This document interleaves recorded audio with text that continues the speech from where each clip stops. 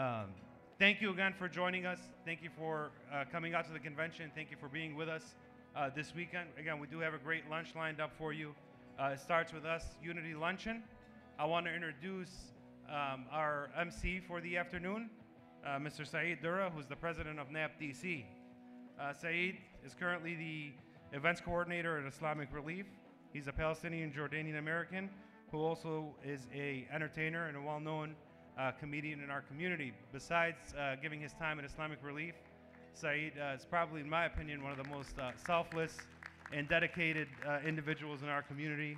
We thank him for his work, thank him for his tireless efforts and all that he does, both on stage and behind stage as well. So, Saeed, I want to welcome you up here. I got to move because I don't think we can both stand on this panel. So, thank you and enjoy your lunch. Thank you.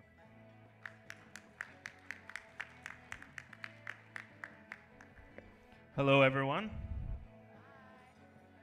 Can everyone hear me? If everyone can hear me, I want to give one more round of applause to ADC for this great convention so far.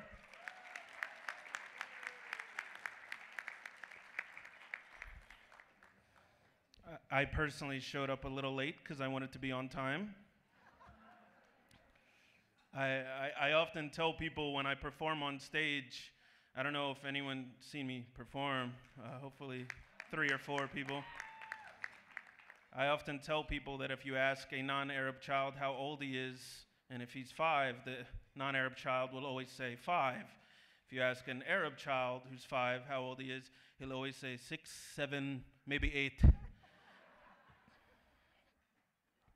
So we're going along with that same theme. By the way, that was a voice of one of my relatives, so you cannot be offended. I'll make up the relative later.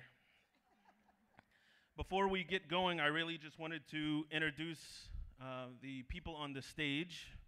If I can, I think Abid might have stolen my list. Abid? We're just having technical difficulty. What did you do with my...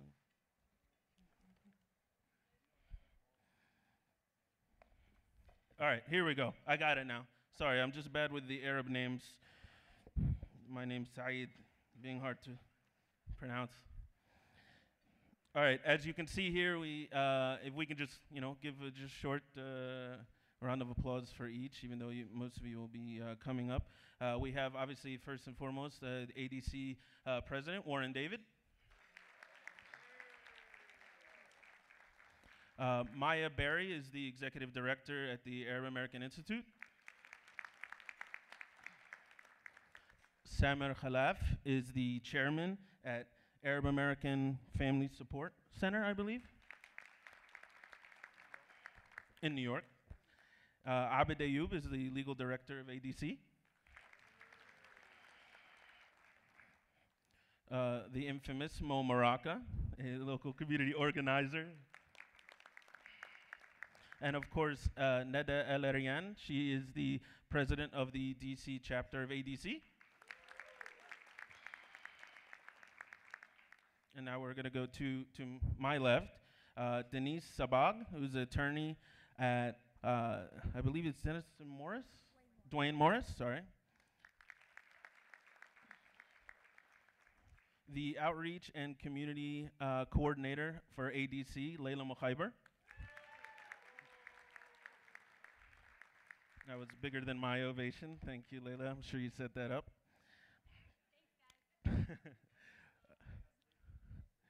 Huda Saad, who is the recipient of the Rose Nader Award.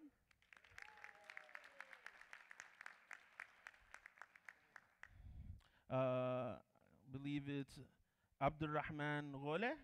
Did I say that pronounced? Okay. He is the outgoing Chicago chapter president. And then Michael Hanna, who is the president of the South Florida chapter of ADC.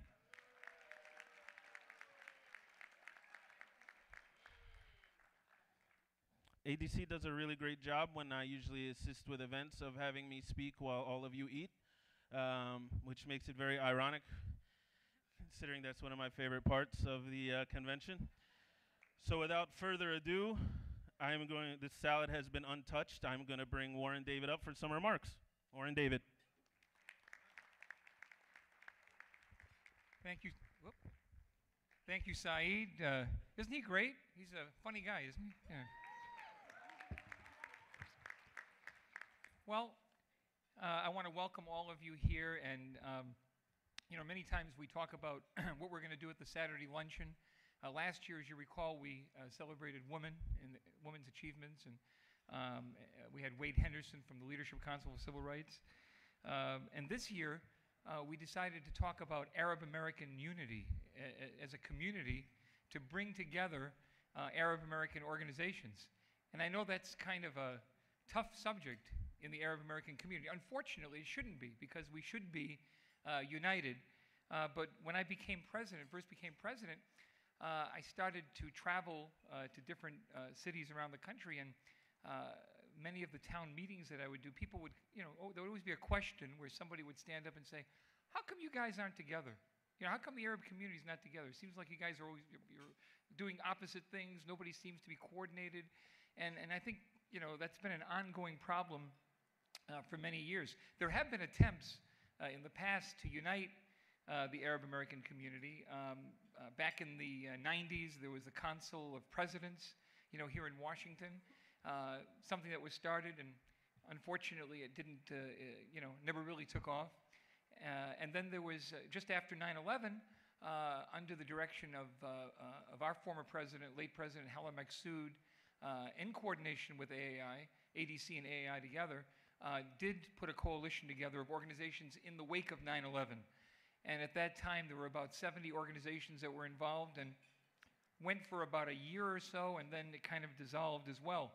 So it seems like in the past, we've tried to come together as a community, but unfortunately, we just seem to never get it for some reason. And a lot of that is because we are a very diverse community.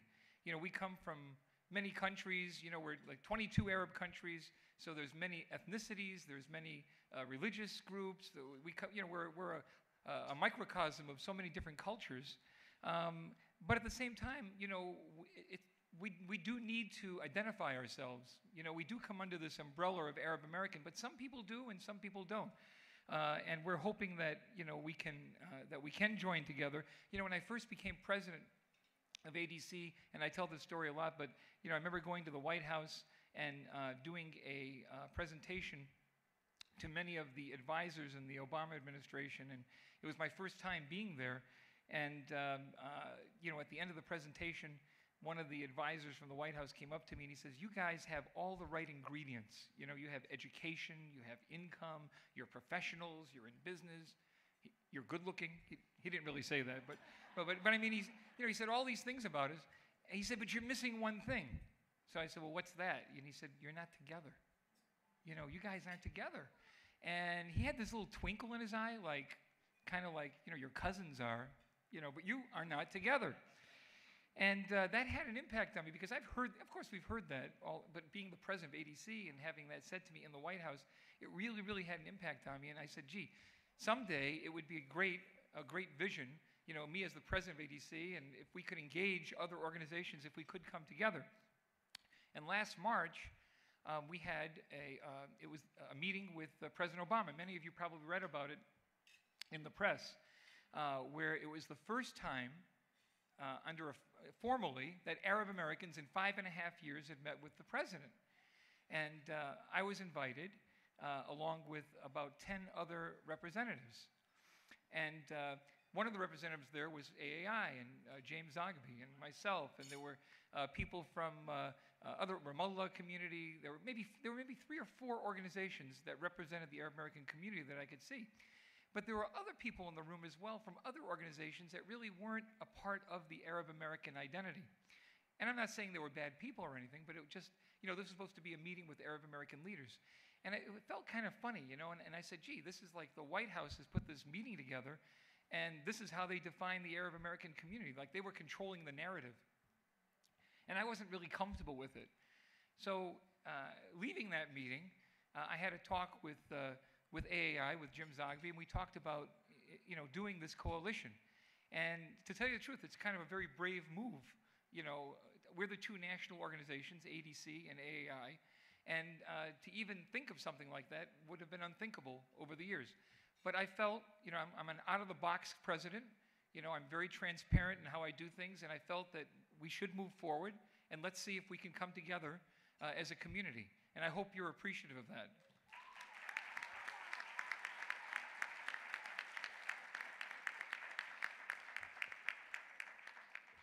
The theme of this convention is it starts with you, right? And we're terming this lunch today as it starts with us.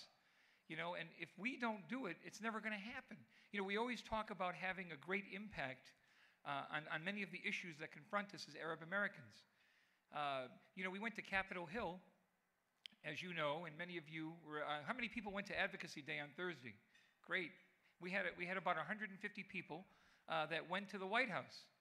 And then we went to Capitol Hill, and we met with our representatives. And it was a very important thing to do as Arab Americans, and I'm very proud of everybody here from ADC that participated with that event.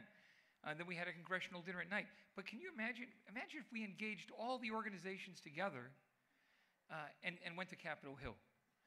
So rather than 150 people from ADC or 150 people from AAI, because I know they do the same type of thing, wouldn't it be great if we had like 1,000 people or 2,000, if we could do that, if we could put that together? Wouldn't that be great? Wouldn't that be impacting, Those are the types of things, yes, you can clap. Those are the types of things that we want to do. And how this whole initiative started is we just started it with a conference call. So after that meeting, we decided, as the two national organizations, to call a conference call of about 24 organizations. And did I bring the list with me?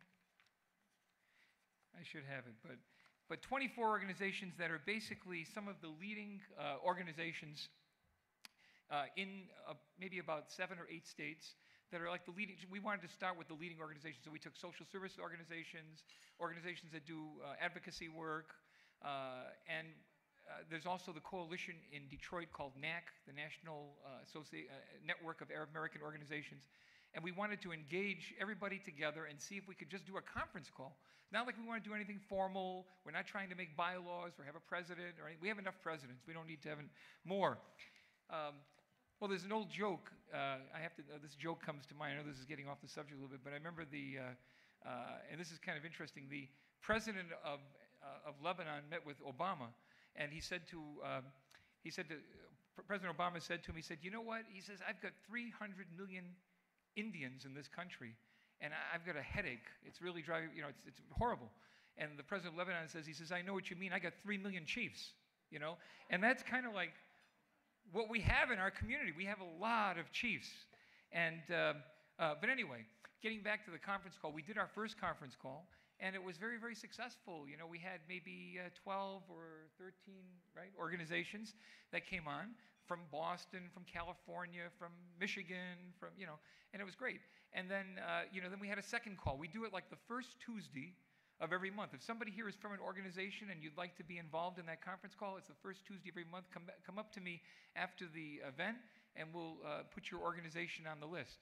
And it's been growing. We've done like 3 calls, but and I know I don't want to steal Maya's, because I know she's going to talk about some things too, but in those conference calls, we found that there were a lot of differences amongst, that we're not all on the same page.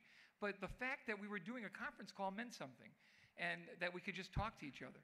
So we plan on moving forward with that, and I don't want to take too much more time because we do have a couple other speakers and you guys want to eat lunch. So, but thank you very much, and we have our other 2 speakers coming up.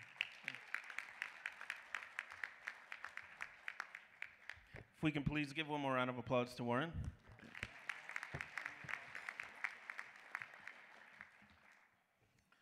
The next person that I would like to bring up is the current executive director at the Arab American Institute, and she will be coming up after the next person that I would like to be bringing up. They're trying to make the comedian stumble. Do you see how this is happening? I would like to bring up actually the chairman at the Arab American Family Sports Center in New York, Samar Khalaf.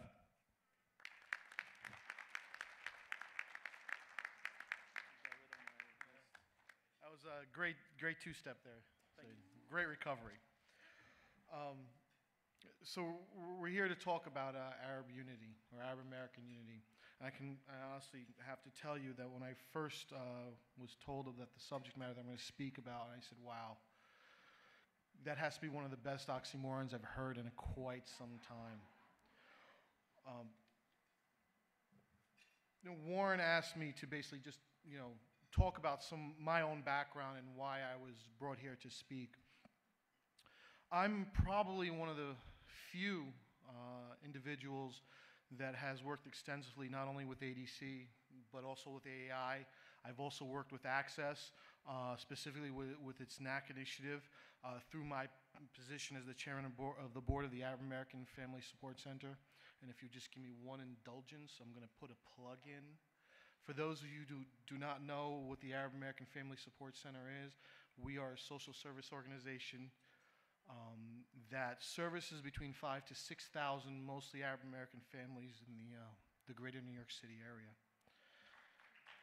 Thank you. Now, I tell you all this and my activities with these organizations, not to sort of be boastful or anything like that, but I tell you to you because to me it's almost shameful that I'm one of the few that actually does this. People in our community are known to be engaged with one organization or another. Very few kind of engage with all of them.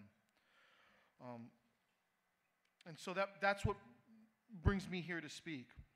This topic reminds me of a conversation I had with a friend of mine not too long ago. And we were discussing an organization that he was involved with, an Arab American organization, of course.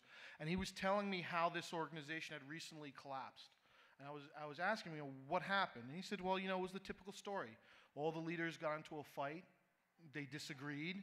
One guy decided he's going to go off and start his own organization. I said, well, who are the members of these organizations? He said, well, it's him, his brother, his wives, and his kids. I said, well, wait a minute. Doesn't he have a third brother? He goes, oh, no. That third brother had a fight with him before, and he has his own organization now as well.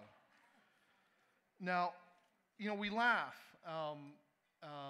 And it sort of is funny, but I will tell you this. There is actually nothing wrong with having several different organizations. It can be beneficial, but we have to realize, and what I find fascinating is the different ways we choose to organize.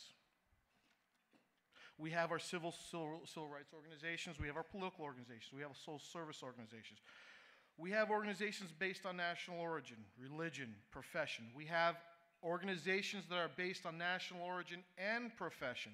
We even have organizations that are based on villages. We also choose to organize about how we self-identify each other. Arabs, Middle Easterners, Phoenicians, Lebanese, Syrians, Iraqi, Christian Muslims, Sunni Shia, Catholic Orthodox, Druze. And again, there's nothing wrong with that, but we have to keep one thing in mind. That is, at the end of the day, the average American sees us as one homogeneous group, and he looks at me, for example, and sees what? An Arab. With all the stereotypes that entails, we have to understand that because of these stereotypes, we rise or we fall as a community. We cannot allow our egos and the old paradigms that we bring with us from the Middle East to continue to divide us.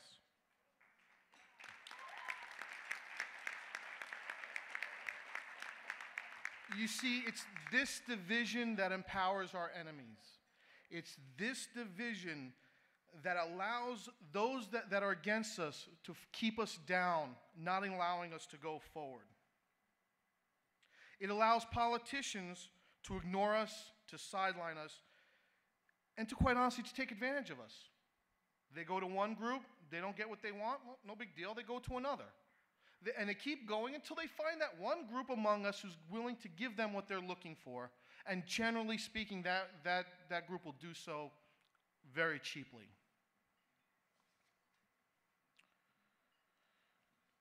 It is only when we speak with one voice as one community that we will truly be able to achieve our goals. And in my opinion, our goal should be to have Americans look at us no differently than any other Americans, as people who are just coming here to achieve the American dream. Yesterday, we had a very delightful talk from the head of the Urban League. And he told us about the importance of building coalitions, of networking. And I will tell you, the Arab organizations do a great job of coalition building and networking with organizations that are not Arab Americans. We do a lousy job of coordinating and networking with one another. And again, I'm hoping, I'm very, very hopeful that this new initiative will actually take off, because it's not the first time it's happened. It happened before, and it fell apart in disastrous ways. But hopefully, inshallah, we'll be speaking here next week, or next year, I should say, as all organizations together under one voice, under one community. Thank you.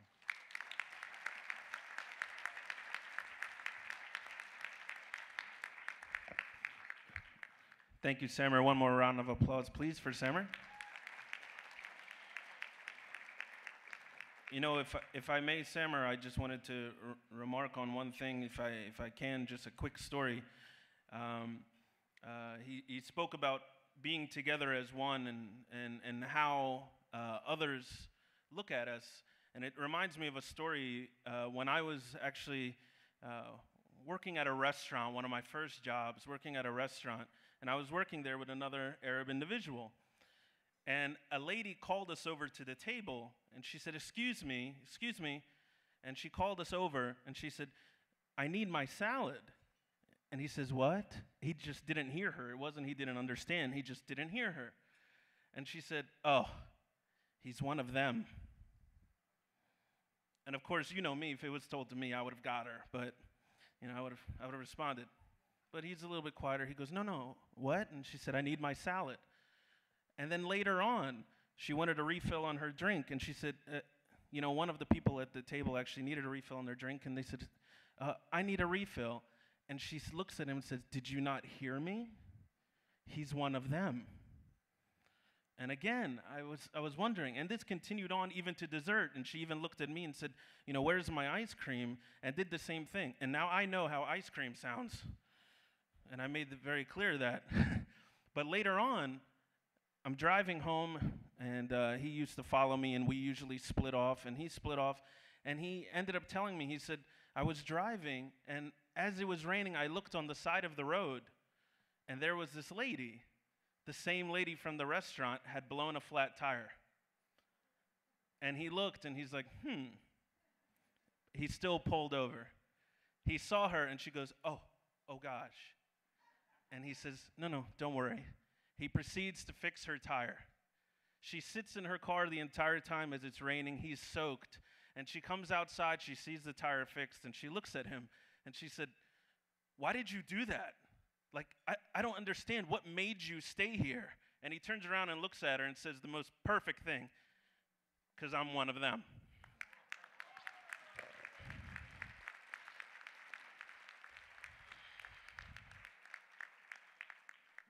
See, comedians can make points too, every once in a while. But now I want to bring up the executive director for the Arab American Institute, Maya Berry.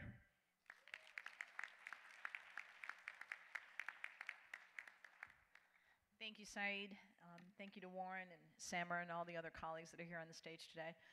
But first of all, thank you to all of you. And I have to start by saying that as we talk about sort of unifying and doing all this work together, I am struck by how many friends are in the audience. So I feel completely at home here the same way that you would feel, I think, at an Institute event. And for that, I very much thank you.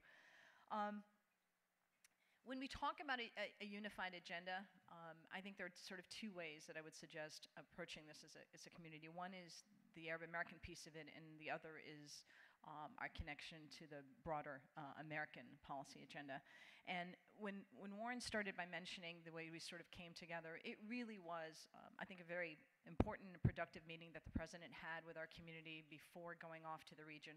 He had met with the Jewish community the week before, so the idea that he would convene Arab Americans here was an important one. And as he said, as you looked around the table, it was very clear that this was not the same type of conversation that would have happened perhaps under the Clinton administration or under the Bush administration, partly because of the way that we perhaps were no longer able to define ourselves. And that really was the impetus for this effort. And I want to, I think in some ways I'm a bit of the naysayer on this, in that my objectives, and I think to explain them, are really very simple on this, and that is that we have a variety of organizations, rich cultural traditions, a division of labor, whether it's civil rights, social services, politics, elections, all of these wonderful things. And if we simply come together with a desire to coordinate and collaborate where we can, tremendous progress can be made. And that's really what we've started doing. That's as simple as that. We convene for these monthly conference calls. We share information at places where it makes sense for us to say, let's follow up. We're doing it at places where it doesn't. We're not. Warren mentioned in the middle of the crisis, the tragedy in Boston, we convened a call. There were some on the call who wanted to issue a statement. There were some on the call who did not want to. We simply agreed to disagree. Some issued a statement, some didn't. That's how it ought to work. The point is we're simply talking about it. And then the other piece of that I thought was really important is that one of the Arab American organizations that was on the front lines of what was happening in Boston was actually on our call, the Arab American call, but he wasn't scheduled to appear on the DHS call that was happening just an hour later. Simply because of the convening the one call, we were able to bring him in and include him. And I think it's a valuable contribution. So I'd love for us to think big. I'd love for us to do more. But I think it's important to sort of start by saying that the coordinated collaborative effort is a really great place to start. I want to touch on, because we talked about this earlier as well, the idea that ethnic politics in America and how we come to where we are today. There are certainly similarities that we talk about often in terms of the American Jewish community. And Abed was talking about similarities with the Latino community and their civil rights struggle. And I think that we share a great deal with all of these communities and have much to learn from. But there really is something very unique about the Arab American experience. And it starts with, back in the 80s, early 80s, perhaps late 70s, when some of these amazing institutions got their start, is Arab American political involvement was perceived to be a zero-sum game, which meant that once an Arab American engaged in politics, they were going to lose the support of another constituency. It's a deeply flawed approach to politics. It's simply wrong. But that is how our political participation was perceived. So we dealt with something that at the time was coined the politics of exclusion. Our contributions were returned. I mean, imagine that, right? US politics is entirely based on the ability to raise money and run for elections. You don't have a field operation. You don't have a viable candidate without resources.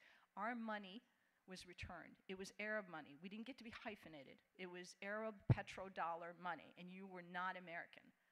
And this is the empowerment that took place, the institution building that took place, has been to create this very unique Arab American identity against a politics of exclusion, against a zero-sum approach that I think is important for us to deal with today. So yes, we have the similarities with these constituencies, but there is and remains a bit of an agenda about our presence. So even if I'm in the room to talk about, per se, a local civil rights issue, a state legislative issue, there are times where my presence as an Arab American becomes an issue of foreign policy. Entirely bizarre. It makes absolutely no sense, but we all know it to be true. And I think that's one of the things, as we sort of talk about a unified agenda, is it's important for us to acknowledge how far we've come and how much of that has overcome. And I don't want to be negative, but I just want to give you this example. Certainly our money is not returned anymore, for the most part. I can point to an example, but the point is most part we're okay. But I can tell you, two Arab American members of Congress in their last elections both faced negative campaign ads against their candidacy, one in West Virginia and one in Louisiana, entirely based on ethnicity. entirely based on ethnicity. One, the ad was ominous music with this coming across the screen. He chaired Arab Americans for Obama. That was enough to sort of alarm, apparently, a voter. So as much of the progress that we've made, I think the context of understanding that our perspectives on politics, both foreign and domestic, and specifically on Palestine, remain to be one of the key issues for why we've elbowed our way to the table and will continue to do so. In terms of the agenda, I think as Arab Americans, there's no question in terms of the importance of the civil rights work that we faced here.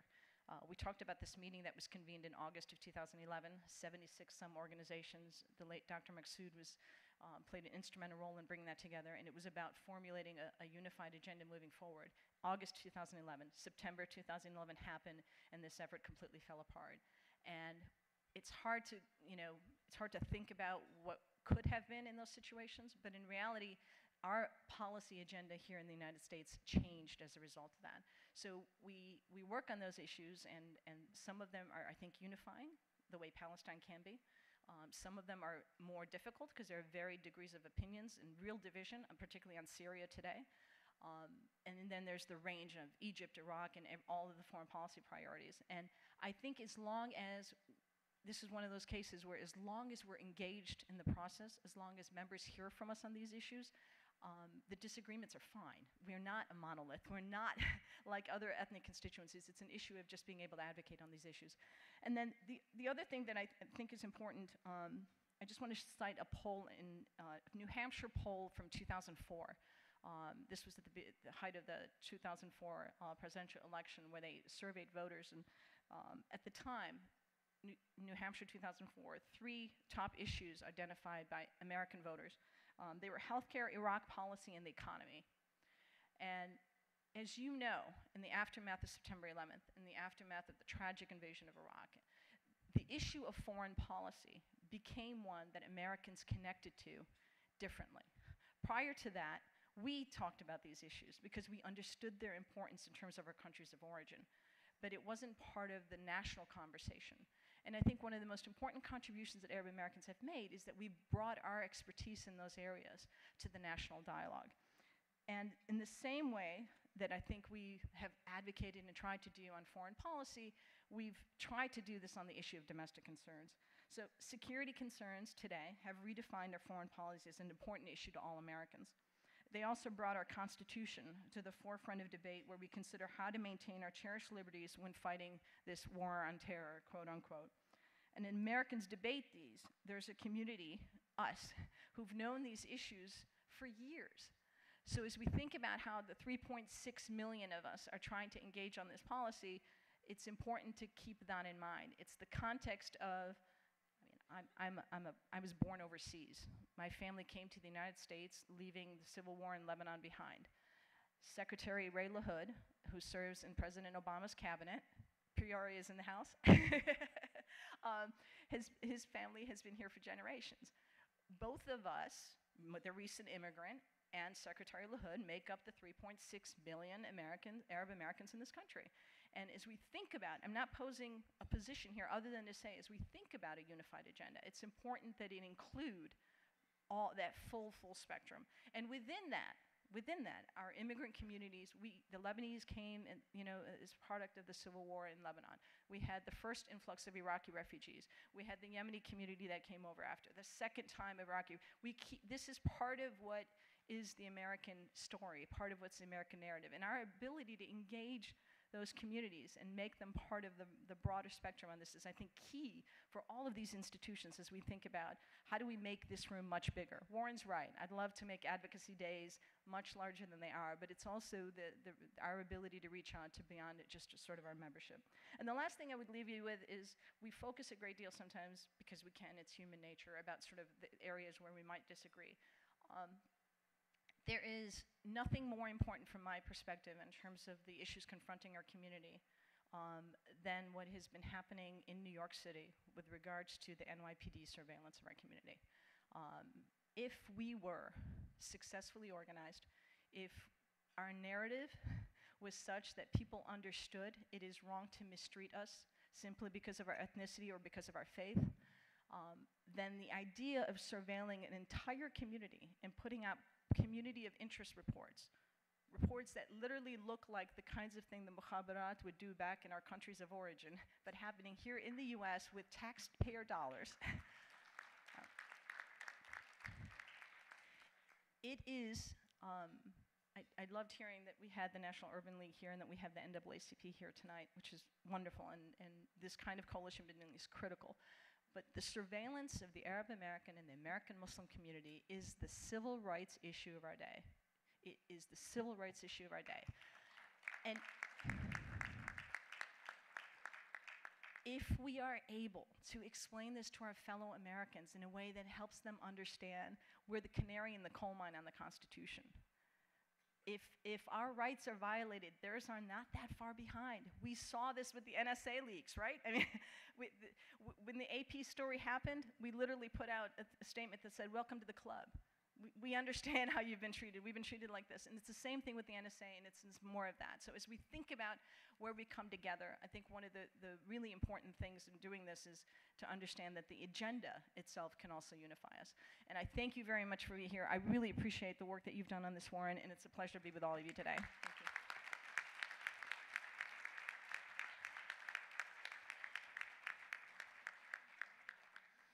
Thank you. One more round of applause for Maya.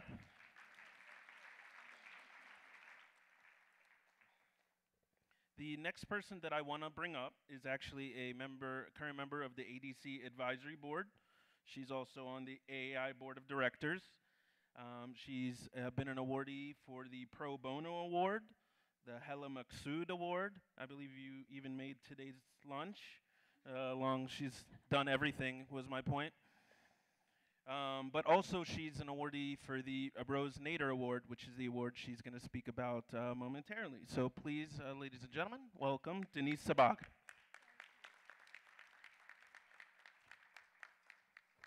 Good afternoon. I'm delighted to be able to present the Rose Nader Award to Huwaida Saad. Now, the Rose Nader Award is an annual award that ADC gives, and it's given to a person with an unwavering dedication and commitment to values of equality and social justice. I can't think of a more deserving person than Huwaida Saad. Huwaida has been a friend of mine for more than 15 years, and she has a tremendous and varied background. Right now, she's the Deputy General Counsel at Inova Health Systems, one of the biggest health systems in our area, and she's responsible for pretty much everything over there. Prior to that, she was with Blue Cross Blue Shield, and but prior to that, she has a very interesting background. Huwaida was a nurse, and she started the first international nonprofit private international relief organization, and she worked in Afghanistan for a long time as a nurse, many, many years ago. And I think I met Huwaida actually when she came back, and she became the legal director at ADC in the 90s. And Huwaida jumped in feet first, and she was a terrific legal director. And then she got into private practice. And she took on one of the first cases where somebody was accused of participating in material support for terrorism. And for those of us who are lawyers and have been involved in these cases, we know how hard they were, but this is one of the first ones. And Huwaida did it pro bono. And she was so involved and she was so passionate and dedicated to this case, she mortgaged her house. And I'm happy to say that she was very successful. So that man has like undying thanks for Huwaida. In addition, she's very involved politically, and she's also has a Lebanese background. And in 2006, when the Lebanon-Israeli war was going on, Huwaida said, "Listen, we really should do a international humanitarian law analysis of what's going on in Lebanon. you know, like an eyewitness account. It's called Eyewitness Lebanon. Hueda went over there. She worked with some of us, and she went over there and she did a lot of the groundwork for this report, which is an ADC report. It's still available, and it's a tremendous report about what happened in Lebanon and the international humanitarian law aspect of it. And she was the editor and field researcher. And this was a really, I thought, tremendous piece of work for ADC. So it's my pleasure on behalf of ADC to present this award to Hueda Saad. Hueda, please come up.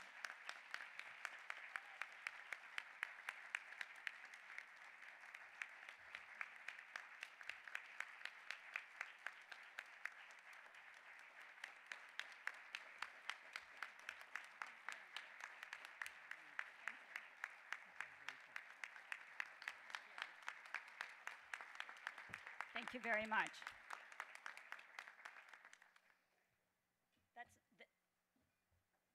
My son, Michael Anthony, is the one who's here taking pictures, so he wanted me to announce him.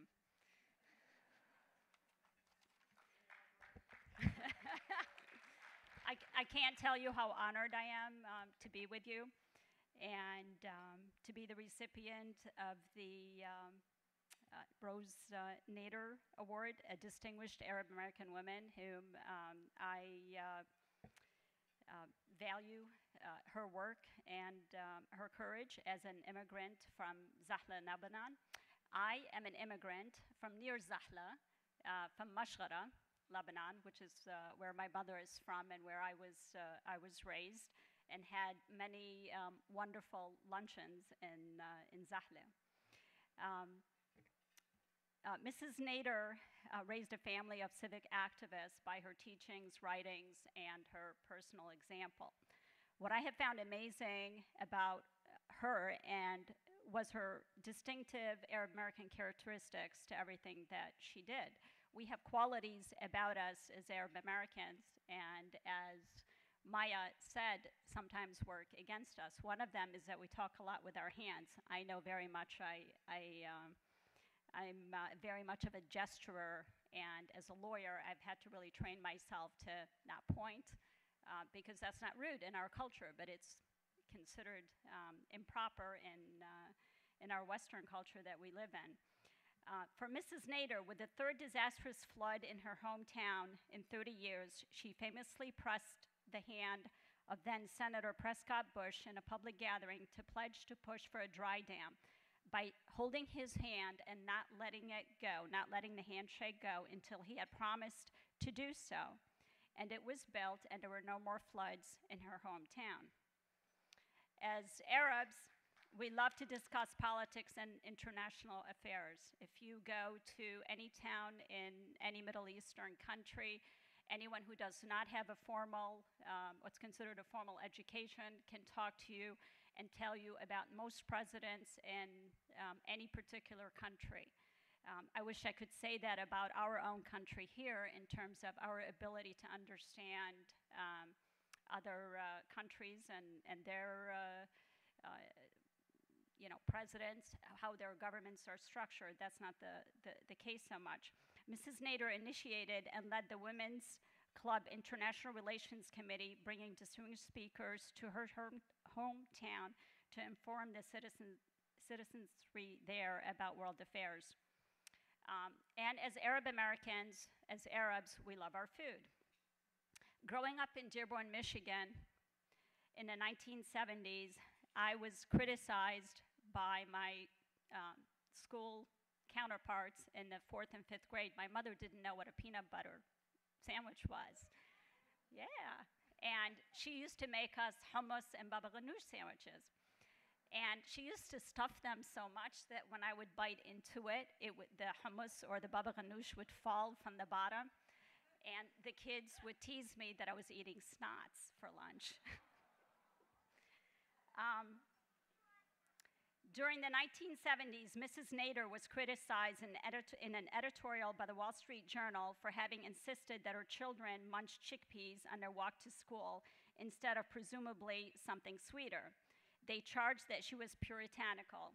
This has so amused her. Later, when hummus became a popular dish, she said that she was a little ahead of the Wall Street Journal.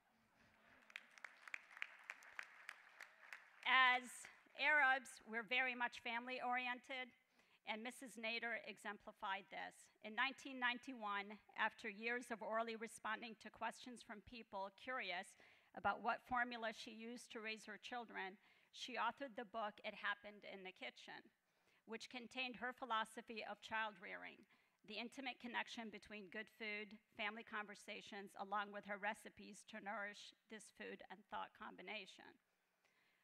Rose Nader's obituary indicated that she consistently conveyed to her children their duty to improve the country to which she had immigrated. Like Mrs. Nader, I'm an immigrant from Lebanon, so grateful for the opportunities I've had in this great country. To be able to become a nurse and help establish the first international medical relief organization, to being a lawyer and having had the opportunity to impact civil and human rights at home and abroad. My philosophy has been to give back through my community work.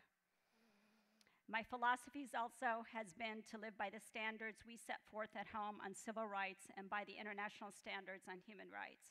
As we sit here today, there's much conflict in the Middle East, and it's our duty to ensure that our voices are heard to protect the civil and human rights of civilians as the conflict rages and the rules of international law are violated. The most important job anyone has is being a parent, and Mrs. Nader exemplified this. Mrs. Nader raised 4 wonderful children who have given so much back to society. If I can instill in my only child, my son, Michael Anthony, what she was able to accomplish with her children and give back, that's the most anyone can be grateful for. Thank you for this opportunity to be with you today and for this honor in the name of Rose Nader.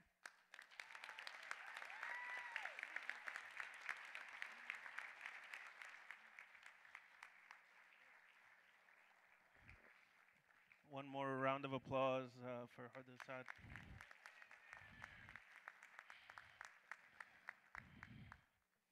You had me at Baba Ganoush. I made it difficult. Good segue, though. I believe now we're just going to break for lunch, so enjoy your lunch. We'll be back with you momentarily. Thanks.